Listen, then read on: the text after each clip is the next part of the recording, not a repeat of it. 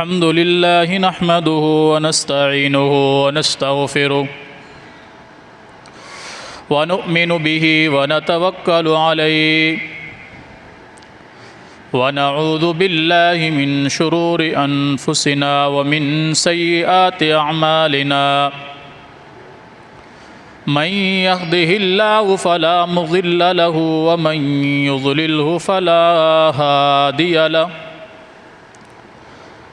ونشهد أن لا إله إلا الله وحده لا شريك له ونشهد أن محمدًا عبده ورسوله أما بعد فإن خير الحديث كتاب الله وخير الهدي هدي محمد صلى الله عليه وسلم وشر الأمور محدثاتها وكل محدثة بدعة وكل بدعة ضلالة وكل ضلالة في النار يا أيها الذين آمنوا اتقوا الله حق تقاته ولا تموتن إلا وأنتم مسلمون يا أيها الناس اتقوا ربكم الذي خلقكم من نفس واحدة وخلق منها زوجها وبث منهما رجالا كثيرا ونساء واتقوا الله الذي تساءلون به والأرحام إن الله كان عليكم رقيبا يا أيها الذين آمنوا اتقوا الله وقولوا قولا سديدا يصلح لكم أعمالكم ويغفر لكم ذنوبكم ومن يطع الله ورسوله فقد فاز فوزا عظيما أعوذ بالله السميع العليم من الشيطان الرجيم بسم الله الرحمن الرحيم وَلَقَدْ يَسَّرْنَا الْقُرْآنَ لِلذِّكْرِ فَهَلْ مِن مُّدَّكِرٍ اللهم صل على محمد وعلى آل محمد كما صليت على إبراهيم وعلى آل إبراهيم إنك حميد مجيد اللهم بارك على محمد وعلى آل محمد كما باركت على إبراهيم وعلى آل إبراهيم إنك حميد مجيد رب اشرح لي صدري ويسر لي أمري واحلل عقدة من لساني يفقه قولي رب زدني علما اللهم انفعنا بما علمتنا وعلمنا ما ينفعنا وزدنا علما سبحانك لا علم لنا إلا ما علمتنا إنك أنت العليم الحكيم پر کا سپیکر بند کر دو پر والا سپیکر ہر قسم کی حمد و ثنا اللہ جل جلالہ کے لیے بے شمار بے حد و حساب درود و سلام ہوں امام الانبیاء سید الانبیاء دوسرا بٹن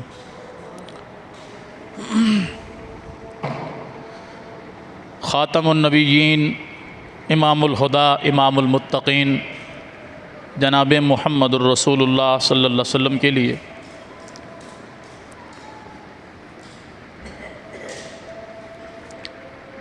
قرآن کریم فرقان حمید میں سے سورہ قمر کی ایک آیت مبارکہ میں نے آپ کے سامنے تلاوت کی ہے۔ یہ آیت سورۃ القمر میں 4 مرتبہ آئی ہے۔ اللہ نے مختلف قوموں کا تذکرہ فرمایا، پھر فرمایا کہ ہم نے قرآن کو سمجھنے کے لیے آسان کر دیا، کیا کوئی ہے سمجھنے والا، کوئی غور و فکر کرنے والا۔ پھر کسی قوم کا تذکرہ کیا، اس کی نافرمانیوں کا تذکرہ کیا، پھر اس کی بربادی کا تذکرہ کیا، پھر فرمایا کہ ہم نے اس قرآن کو سمجھنے کے لیے آسان کر دیا ہے، کیا کوئی ہے سمجھنے والا، غور فکر کرنے والا؟ چیک کر گنو۔ پچھلے جمعے کے اندر سورہ محمد صلی اللہ علیہ وسلم میں سے ایک آیت مبارکہ میں نے آپ کے سامنے تلاوت کی تھی، جس کے اندر اللہ رب العالمین یہی بات ارشاد فرما رہا ہے کہ یہ لوگ قرآن پر غور و فکر کیوں نہیں کرتے، کیا ان کے دلوں پر تالے لگے ہوئے ہیں؟ اور یہاں اللہ رب العالمین فرما رہا ہے کہ ہم نے قرآن کو سمجھنے کے لیے آسان بنا دیا ہے، کیا کوئی ہے سمجھنے والا؟ وہاں پر بھی سوالیہ نشان تھا کہ کیا ان کے دلوں پہ تالے لگے ہوئے ہیں، جس کا مطلب ہے کہ یہ لوگ سمجھنا نہیں چاہتے یا کیا پرابلم ہے۔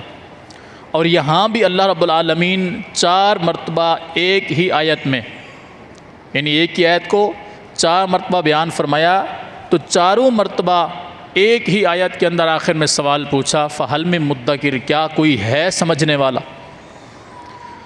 بحیثیت مسلمان ہمارے لیے ایک بہت زیادہ سوچنے کا مقام ہے کہ ہمارا رب ہمیں کہہ رہا ہے کہ میں نے قرآن کو سمجھنے کے لیے آسان کر دیا، کیا کوئی ہے سمجھنے والا؟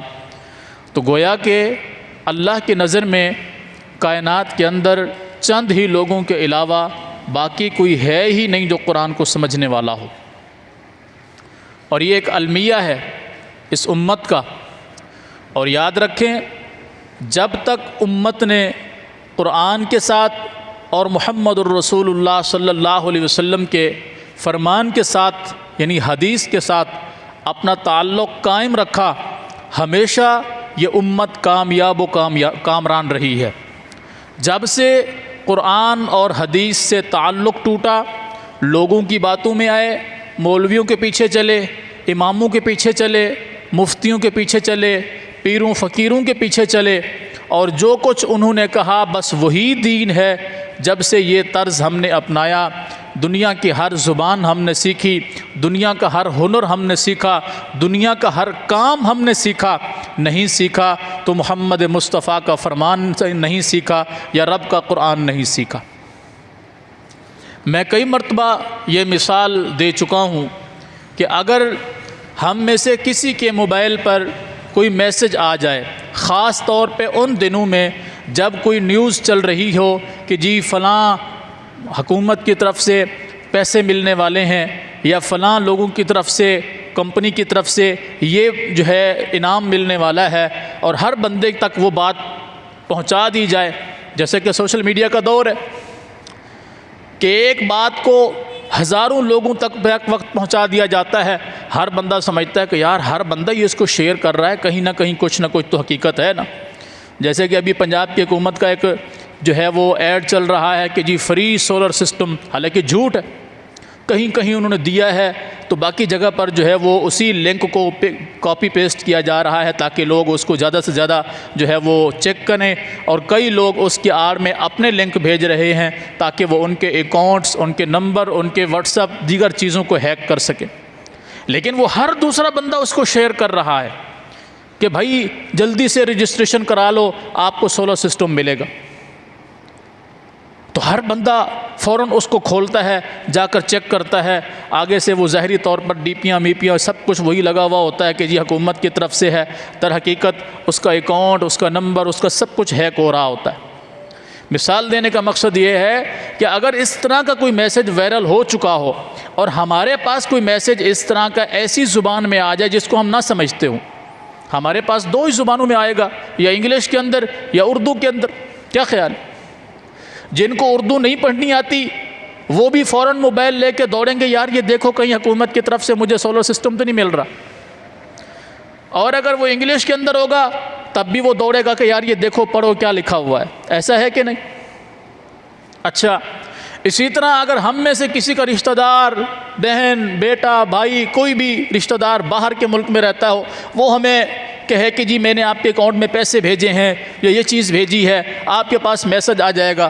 ہمارے پاس جب بھی کسی کا بھی میسج آئے گا ہم سمجھیں گے شاید اس کا میسج آیا ہوا ہے، ہم دوڑتے ہیں، دکھاتے ہیں، یار یہ پڑھو دیکھو کیا لکھا ہوا ہے۔ ایسا ہے کہ نہیں؟ کیوں؟ دل کے اندر اس بات کی لالچ ہوتی ہے، طمع ہوتا ہے کہ یہ جلدی مجھے حاصل ہو جائے، یہ چیز مجھے مل جائے۔ ایمانداری سے سوچئے گا، میں بھی اور آپ بھی، کیا کبھی ہم نے رب کے قرآن کو بھی کھول کر دیکھا ہے، پوچھا ہے کسی سے، کسی عالم سے، کسی مولوی صاحب سے، کسی امام صاحب سے کہ قرآن کریم کی یہ آیت میں آج تلاوت کر رہا تھا، اس کے اندر اللہ رب العالمین جو ہے یہ الفاظ جو بیان فرما رہا ہے، اس کا معنی مفہوم کیا ہے؟ کبھی ہم نے کسی مولوی صاحب سے، امام صاحب سے، قاری صاحب سے اس کے بارے میں پوچھا ہو؟ وہ میسج تو ہمیں بڑا جلدی، کیونکہ اس میں ظاہری طور پر ہمیں کچھ مل رہا ہوتا ہے نا، طلب ہوتی ہے اس چیز کی کہ بھائی یہ چیز ہمیں چلو مل تو جائے گی، ہمارے کون سے پیسے لگ رہے ہیں، اچھا نہیں بھی ملے گی تو ہمارا کون سا پیسہ جا رہا ہے۔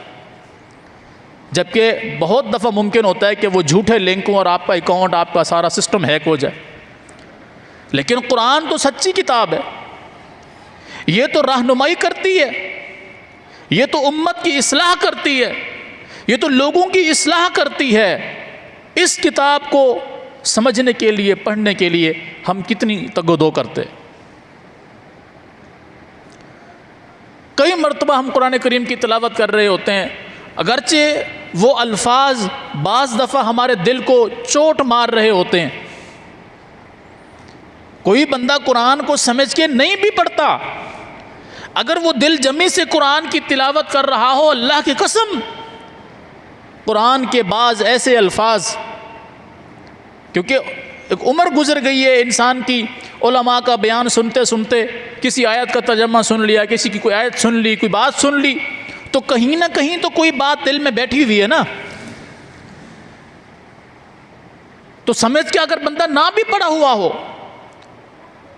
بعض دفعہ ایسا ہوتا ہے کہ کسی آیت پر سے ایسا ہمارا گزر ہوتا ہے کہ وہ آیت ہمیں روک لیتی ہے کہ یہاں رک جاؤ، ٹھہر جاؤ، مجھے تھوڑا سا سمجھ لو۔ ایسا کئی دفعہ آپ کے ساتھ بھی ہوا ہوگا کہ پڑھتے پڑھتے بعض الفاظ ہمیں روک لیتے ہیں، ہمارا دل کر رہا ہوتا ہے ہم ان الفاظ کو بار بار دہرائیں۔ کیوں ایسا ہو رہا ہوتا ہے؟ وہ کھچاؤ پیدا ہو رہا ہوتا ہے دل کے اندر کہ ذرا یہاں پر غور کرو، یہاں سمجھو، یہاں رکو، یہاں مجھ پر غور و فکر کرو، مجھے دیکھو میں کیا ہوں۔ اگرچہ ہمیں اس کا معنی مفہوم نہیں آ رہا ہوتا، 2-4 دفعہ اس لفظ کو پڑھ کے پھر ہم آگے نکل جاتے۔ قرآن کے اندر ٹھہراؤ ہے، وہ روکتا ہے۔ یہ الگ بات ہے کہ ہمارے دل مردہ ہو چکے ہیں یا پھر سخت ہو چکے ہیں۔ ثم قست قلوبهم من بعد ذلك فهي كالحجارة أو أشد قسوة، اللہ نے نہیں فرمایا کہ لوگوں کے دل اس طرح سخت ہو چکے ہیں کہ جیسے پتھر، فرمایا کہ بعض پتھر ایسے ہیں وَإِنَّ مِنَ الْحِجَارَةِ لَمَا يَتَفَجَّرُ مِنْهُ الْأَنْهَارُ، پتھر کی طرح دل سخت ہو چکے ہیں، لیکن پتھر سے بھی زیادہ سخت ہو چکے۔ کیوں؟ فرمایا پتھروں میں سے جتنا مرضی بڑا پتھر ہو، سخت پتھر ہو، بعض پتھر ایسے ہوتے ہیں کہ وہ پھٹ جاتا ہے اور اس کے اندر سے پانی جاری ہو جاتا ہے۔ وَإِنَّ مِنَ الْحِجَارَةِ لَمَا يَشَّقَّقُ فَيَخْرُجُ مِنْهُ الْمَاءُ، بعض پتھروں کو پھٹنے سے بڑے بڑے چشمے جاری ہو جاتے ہیں نہروں کی شکل میں، اور بعض پتھر پھٹتے ہیں تو ان کے اندر سے عام چھوٹے چھوٹے چشمے پانی جاری ہو جاتا ہے۔ بعض پتھر ایسے ہوتے ہیں جو پہاڑ کی چوٹی سے گر کر نیچے آ جاتے ہیں، لیکن فرمایا انسان کا دل اس سے بھی زیادہ سخت ہو چکا ہے۔ وہ 20 مرتبہ واز سنے گا، بیان سنے گا، رسول اللہ صلی اللہ علیہ وسلم کا فرمان سنے گا، اللہ کا قرآن سنے گا، لیکن ذرا سا بھی ٹس سے مس نہیں ہوگا۔ کیوں؟ کہ دل اس پتھر سے بھی زیادہ سخت ہو چکے ہیں۔ اور اللہ انہی پتھروں کے متعلق فرماتا ہے لو انزلنا هذا القرآن على جبل لرأيته خاشعا متصدعا من خشية اللہ، اگر ہم اس قرآن کو پہاڑ کے اوپر نازل کرتے، پہاڑ کے اوپر، تو آپ دیکھتے وہ پہاڑ اللہ کی خوف کی وجہ سے ریزہ ریزہ ہو جاتا۔ پہاڑ دوسرے پارے میں اللہ نے پتھروں کا ذکر کیا کہ وہ پھٹ جاتے، اس میں سے پانی جاری ہو جاتا، وہ پھٹ جاتے، اس میں سے چشمے جاری ہو جاتے، یا وہ پہاڑ کے جو ہے اوپر سے قرآن کی ہیبت کی وجہ سے گر پڑتے۔ اور یہاں سورۃ الحشر میں اللہ فرما رہا ہے کہ قرآن اگر ہم پہاڑ پر نازل کرتے تو پہاڑ ریزہ ریزہ ہو جاتا. کیوں؟ اللہ نے اس بے جان چیز کے اندر ایسی کیا خوبی رکھی ہے کہ وہ قرآن کی وجہ سے ریزہ ریزہ ہو جاتا. وہ قرآن کے اسلوب، قرآن کی چیزوں کو سمجھتے ہوئے ریزہ ریزہ ہو جاتا، کیونکہ وہ اللہ کی مخلوق ہے. اور وہ اللہ کی مخلوق، وہ پہاڑ بھی اللہ کی تسبیح بیان کرتا ہے. پتھر، مٹی، کنکریاں، درخت، غرض کے کائنات کے اندر اللہ کی عزت کی قسم کوئی چیز آپ کو جاندار یا بے جان ایسی نہیں ملے گی جو اللہ کی تسبیح بیان نہ کرتی ہو. اور یہ بات بھی اللہ نے قرآن میں بیان فرمائی ہے، سبح للہ ما فی السماوات و ما فی الارض. جو کچھ زمینوں میں ہے، جو کچھ آسمانوں میں ہے، سب اللہ کی تسبیح بیان کرتے ہیں، سب اللہ کو یاد کرتے ہیں. کئی مرتبہ، اچھا ایک دفعہ سورہ، اس میں کئی دفعہ صورت 28ویں پارے کے اندر اللہ نے کئی صورتیں نازل فرمائی، اور 27ویں پارے کے اندر بھی اللہ نے صورت نازل فرمائی. اور اسی طرح سبح اسم ربک الاعلیٰ سورہ اعلیٰ کے اندر، اور قرآن کریم کے 29ویں پارے میں تو کافی صورتیں. کہیں فرمایا یسبح للہ ما فی السماوات، کہیں فرمایا سبح للہ ما فی السماوات، کہ ہر چیز اللہ کی تسبیح بیان کرتی ہے. ذرا قرآن کو غور و فکر سے پڑھیں، پھر انسان کو پتہ چلے. اللہ کی قسم انسان کے دل کے اندر ایک انقلاب سا پیدا ہو جاتا ہے. ہم نے قرآن کو صرف اور صرف آج کے دور میں رسموں کے لیے رکھا ہوا ہے.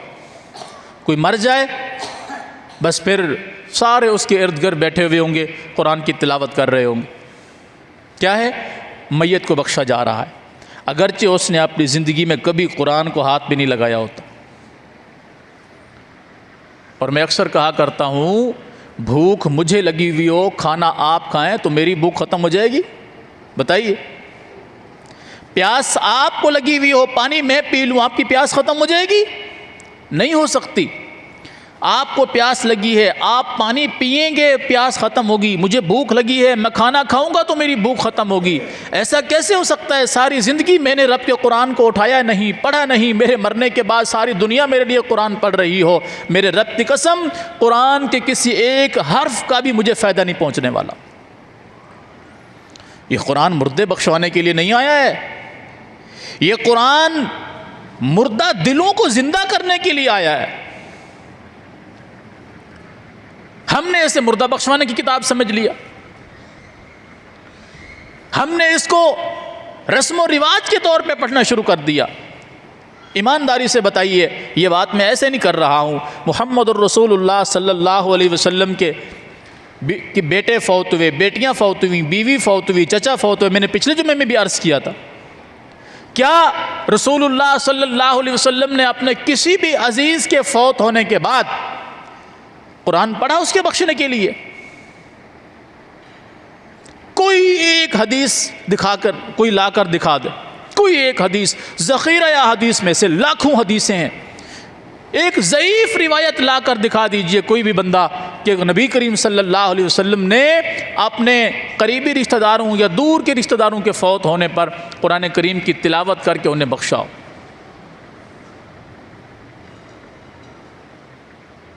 ہم ثواب کے نام پر کبھی کچھ کر رہے ہوتے ہیں، کبھی کچھ کر رہے ہوتے ہیں.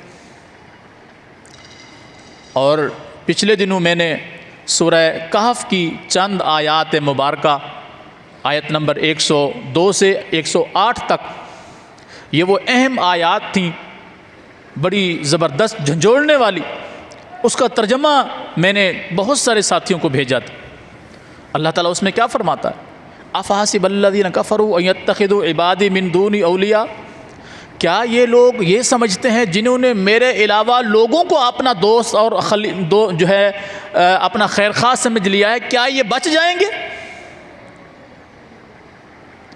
جنہوں نے مجھے چھوڑ دیا، دوسرے لفظوں میں جنہوں نے میرے قرآن کو چھوڑ دیا، میرے پیغمبر کے فرمان کو چھوڑ دیا، میری عبادت چھوڑ دی، میرے پیغمبر کی اطاعت و فرما برداری چھوڑ دی، کیا یہ لوگ یہ سمجھتے ہیں کہ یہ کامیاب ہو جائیں گے؟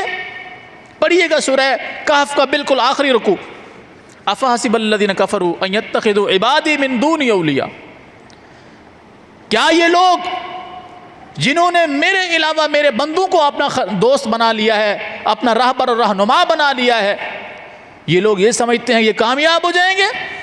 نہیں، انا اعتدنا جہنم للکافرین نزلا، ایسے منکروں کے لیے، ایسے کافروں کے لیے، ایسے نافرمانوں کے لیے ہم نے جہنم تیار کر رکھی ہے۔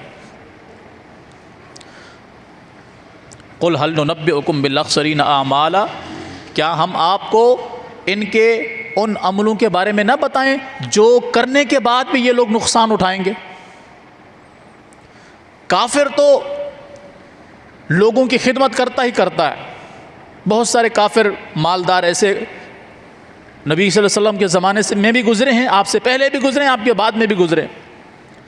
ابھی یہ تقریباً 10-15 دن ہوئے ہیں، انڈیا کا ایک بہت بڑا تاجر رتن ٹاٹا فوت ہوا ہے۔ اتنا بڑا بزنس مین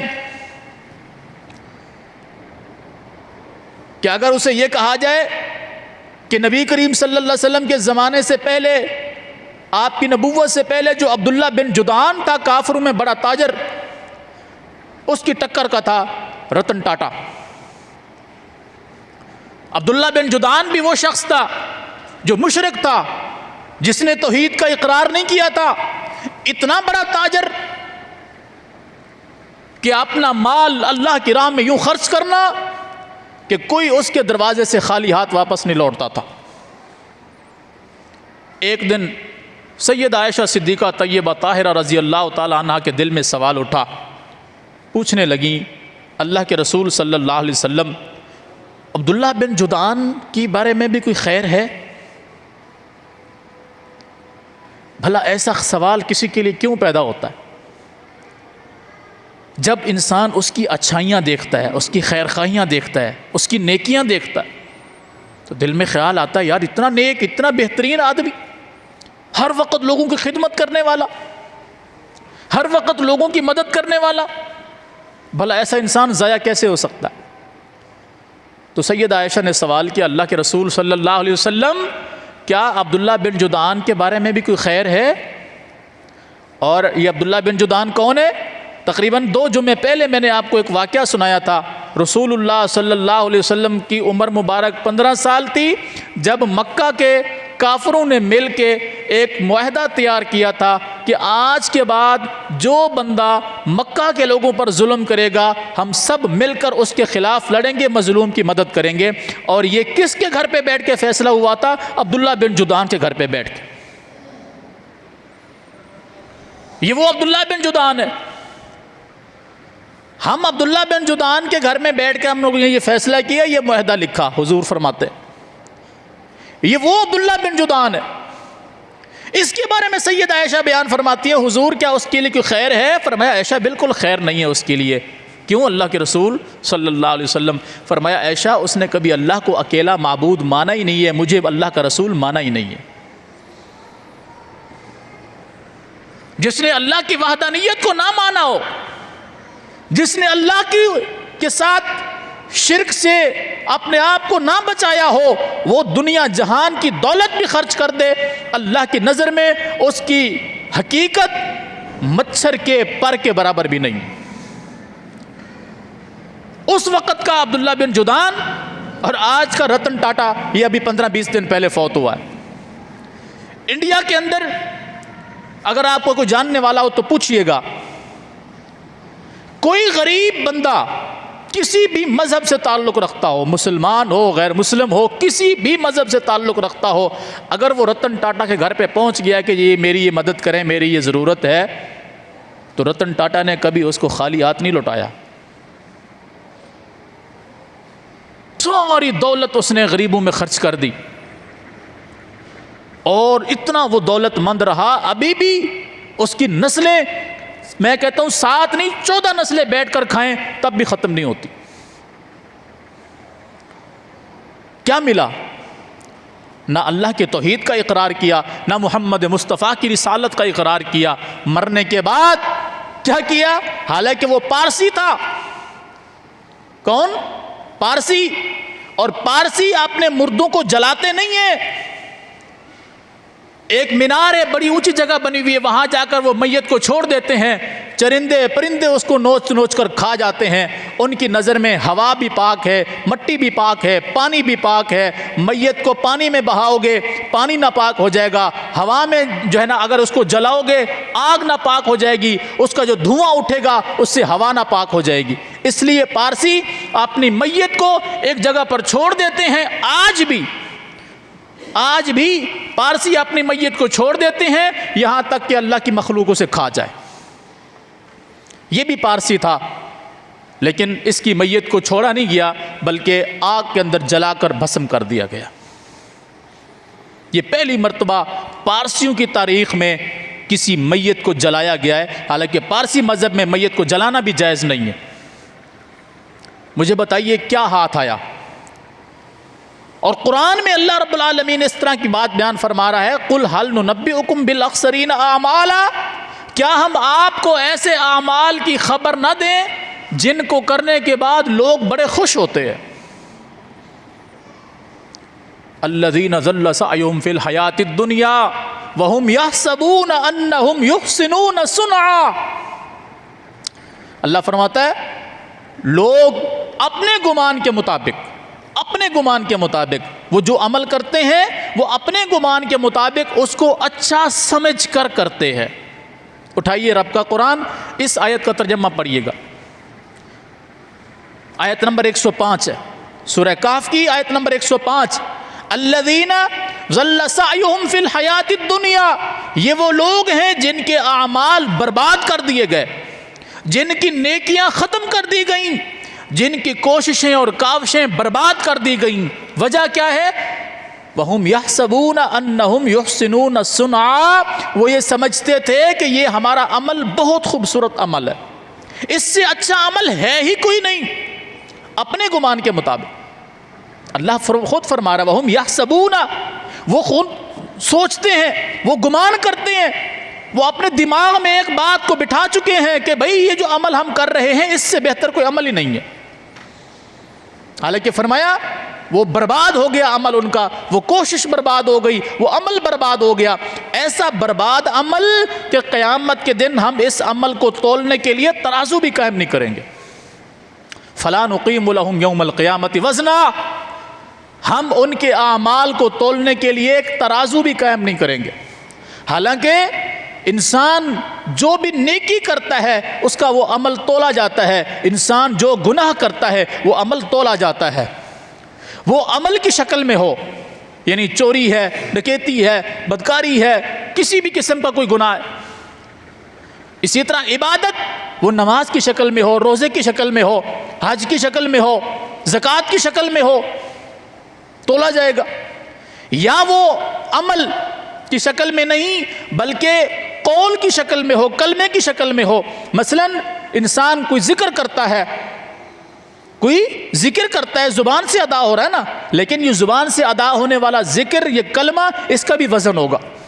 اسی طرح اگر کوئی برا جملہ, کوئی گالی ہے, غیبت ہے, چغلخوری ہے, یہ بھی کیا ہے؟ زبان سے نکلنے والا کلمہ, اس کا بھی وزن کیا جائے گا. لیکن اللہ ایسے لوگوں کے اعمال کے متعلق کیا فرما رہا ہے؟ فَلَا نُقِيمُ لَهُمْ يَوْمَ الْقِيَامَةِ وَزْنًا, ہم ان کے اعمال کا وزن ہی نہیں کریں گے, بغیر وزن کیے دیکھیں گے بھی نہیں اس میں کتنی نیکیاں کتنے گناہ ہیں, نہیں, اٹھاؤ اور جہنم میں پھینک دو. اللہ اکبر کبیرہ. اللہ ہمیں ایسے لوگوں میں شامل نہ فرمائے. اور آج کے دور میں دیکھیے, چلو وہ تو غیر مسلم ہے, آج مسلمانوں کی حالت دیکھ لیجئے. ہم نے ہر وہ کام اپنے لیے اچھا سمجھ لیا ہے جس کا شریعت سے کوئی تعلق نہیں. پچھلے جمعے میں آپ ایک مثال سن چکے ہیں کہ جو 20 اکتوبر کو واقعہ پیش آیا کل خانی کے اوپر, بھائی نے بھائی کو قتل کر دیا. وہ ظاہری طور پر نیکی کا کام کر رہے تھے نا, میت کو بخشوانے کے لیے ایک لنگر کا انتظام کیا تھا، مولوی صاحب نے خطاب بھی کیا، قرآن خوانی بھی کی گئی، کل خوانی بھی کی گئی، اور آخر میں کھانا بھی لوگوں کو کھلایا گیا، اور رزلٹ آخر میں نکلا بھائی نے بھائی کو قتل کر دیا۔ یہ اس قتل کرنے سے پہلے جو کچھ عمل کیا وہ قرآن پڑھا گیا، مولوی صاحب نے بیان کیا، یا لوگوں نے وہاں بیٹھ کر درود پڑھا، ذکر و اذکار کیا، جو کچھ بھی کیا نیک عمل سمجھ کے کیا یا گناہ سمجھ کے کیا؟ بتائیے،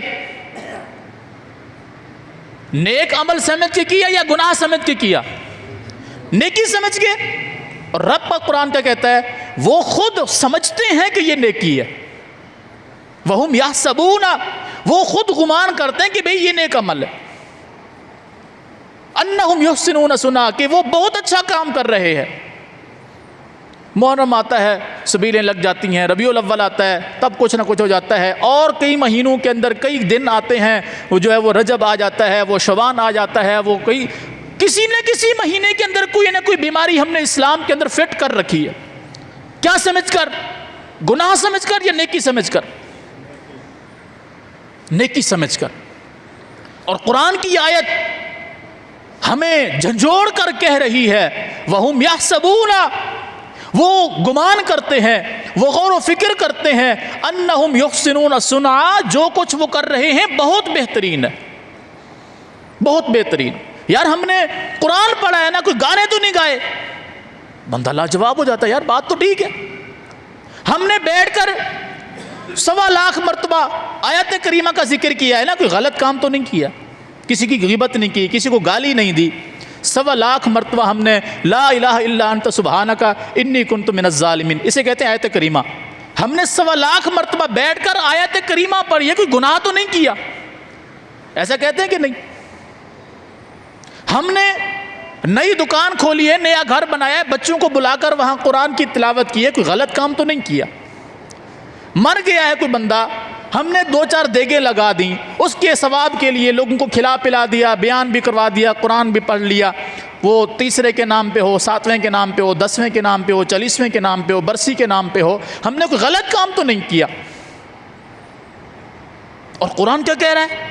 وہ سمجھتے ہیں کہ غلط کام ہم نہیں کر رہے، ہم غلط کام نہیں کر رہے، انہم یحسنون صنعا، وہ کہتے ہیں ہم بہت اچھا کام کر رہے ہیں۔ ایمانداری سے بتائیے، سورہ کاف کو اگر آپ پہ سے جس نے بھی جب بھی پڑھا ہے، کیا اس کا ذکر اس کا گزر اس آیت سے نہیں ہوا؟ الذین ضل سعیہم فی الحیات الدنیا، جن کی نیکیاں دنیا میں ختم کر دی جاتی ہیں، دنیا میں۔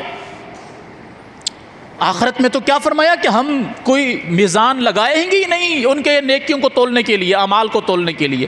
دنیا میں اللہ فرما رہا ہے کہ ضل سعیہم فی الحیات الدنیا، دنیا کے اندر ان کی نیکیاں گم ہو گئیں، ان کی کوششیں ختم ہو گئیں، ان کی ساری کاوشیں برباد ہو گئیں۔ کیوں؟ یحسبون، وہ سمجھتے رہے، ساری زندگی ان کا یہ خیال رہا، باپ کا بھی، دادا کا بھی، پردادا کا بھی، آنے والی نسلوں کا بھی یہ خیال رہا، ہمارے باپ دادا یوں کیا کرتے تھے، وہ مر جاتا تھا تو اس کے لیے ایسے کرتے تھے، کوئی پیدا ہوتا تھا اس کے لیے ایسا کرتے تھے، کوئی بیمار ہوتا تھا اس کے لیے ایسا کرتے تھے، کوئی کاروبار شروع کرتے تھے اس کے لیے ایسا کرتے تھے۔ سب کام باپ دادا ایسا کرتے تھے، وہ اچھا سمجھتے تھے، کیا وہ بے وقوف تھے؟ انہوں نے ساری زندگی ایسا کام کیا۔ قرآن یہ بتاتا ہے اولو کان آباؤہم لا یعقلون شیئا ولا یہتدون، کیا ان کے ماں باپ، ان کے باپ دادا، اگر اللہ نے ان کو ہدایت نہ دی ہو، اگر وہ لوگ بے عقل ہوں، بے شعور ہوں، یہ تب بھی ایسا ہی کریں گے؟ پڑھیے قرآن کو۔ اس لیے میں کہتا ہوں قرآن راہ ہدایت کی کتاب ہے، ہدایت کی کتاب ہے، سمجھنے کی کتاب ہے۔ سورہ قمر میں 4 مرتبہ اللہ نے فرمایا وَلَقَدْ يَسَّرْنَا الْقُرْآنَ لِلذِّكْرِ، ہم نے سمجھنے کے لیے قرآن کو آسان بنا دیا ہے۔ فَهَلْ مِن مُدَّكِرٍ، کیا کوئی ہے سمجھنے والا؟ پوچھ رہا ہے، 4 مرتبہ پوچھا، فَهَلْ مِن مُدَّكِرٍ، کیا کوئی ہے سمجھنے والا؟ جیسے میں کہتا ہوں یار وہ دیکھو پانی ضائع ہو رہا ہے، کیا کوئی ہے جو جا کے ٹوٹی بند کرے؟ تو جتنے بیٹھے ہوئے ہیں کوئی نہ کوئی تو کہے گا یار چلو وہ اٹھے گا بند کر دے گا، وہ اٹھے گا بند کر دے گا، کوئی یہ نہیں کہتا کہ میں اٹھ کے جا کے بند کر دوں۔ لیکن پوچھنے والا کیا کہہ رہا تھا کہ بھئی میں اس کام میں مصروف ہوں، آپ میں سے کوئی بندہ ہے جو گیٹ کھٹک رہا ہے، جو کنڈی کھول دو؟ کیا کوئی ہے کنڈی کھولنے والا؟ کہتے ہیں نا یار سارے سن رہے ہو، کوئی بھی نہیں جا رہا کنڈی کھولنے کے لیے۔ ہمیں غصہ آتا ہے، پریشانی ہوتی ہے کہ کب سے گیٹ کھٹک رہا ہے، کب سے میرے موبائل کی بیل بج رہی ہے، میں سویا ہوا ہوں، میں مصروف ہوں، آپ لوگوں نے کیوں نہیں کال اٹینڈ کی؟ یہ ساری چیزیں ہم دنیا میں پریکٹیکل کرتے ہیں نا۔ اللہ قرآن میں پریکٹیکل کر کے بیان فرما رہا ہے، میں نے قرآن کو سمجھنے کے لیے آسان کر دیا، کیا کوئی ہے سمجھنے والا؟ کیا کوئی ہے غور و فکر کرنے والا؟ کیا کوئی ہے جو اس کو پڑھے؟ کیا کوئی ہے جو اس سے ہدایت حاصل کرے؟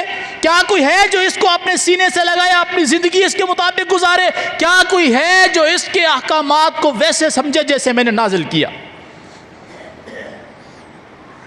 ہم ہیں کہ ہم کہتے ہیں یہ ملا کی کتاب ہے، مولوی جانے، مولوی کا کام جانے، ہم جائیں گے 2 رکعت نماز پڑھ لیں گے، اگر وہ بھی مولوی صاحب جو ہے اگر کوئی آج اس نے ایسی بات نہ کی جو اختلاف والی ہوئی تو جائیں گے، ورنہ اگلے جمعے ہم کسی اور مسجد میں چلے جائیں۔ کیوں؟ ساری زندگی ہم نے بھی دین نہیں سیکھا، اور اگر سیکھنے کا موقع آیا تو ہمیں جو ہے وہ کچوکے لگنا شروع ہو جاتے ہیں کہ یار یہ باتیں ایسی کرتے ہیں، کڑوی باتیں ہوتی ہیں، وہ برداشت سے باہر ہوتی ہیں۔ کیوں نہیں ہوتی؟ اگر یہ کہا جائے کہ بھئی آج جا کر نا آپ دکان میں 100 مرتبہ لا الہ الا اللہ پڑھنا، دیکھنا آپ کو جب گلہ کھولیں گے تو دکان گلہ بھرا ہوا ہوگا، تو بھلے وہ بندہ حرام کا کاروبار بھی کرتا ہوگا، وہ تب بھی جا کر وہ 100 مرتبہ سبحان اللہ پڑھنے کی کوشش کرے گا، شاید ہو سکتا ہے میرا گلہ بھر جائے۔ جیسے کہ ابھی 2 دن 3 دن پہلے کی بات ہے، عمرہ کرنے کے لیے کوئی بندے گئے ہیں، عمرہ کرنے کے لیے۔ کہاں؟ عمرہ کرنے۔ سعودی ایئرپورٹ پر جب ان کے سامان کی تلاشی لی گئی تو تسبیح جو ہم پڑھتے ہیں نا، تسبیح 50 تسبیحاں خالص اوریجنل ایک کوالٹی کی چرس کی بنی ہوئی تھی، ماشاءاللہ۔ کتنی؟ 50 تسبیحاں، 100 دانے والی، چھوٹی موٹی بھی نہیں۔ ایک تسبیح کا کتنا وزن ہوگا؟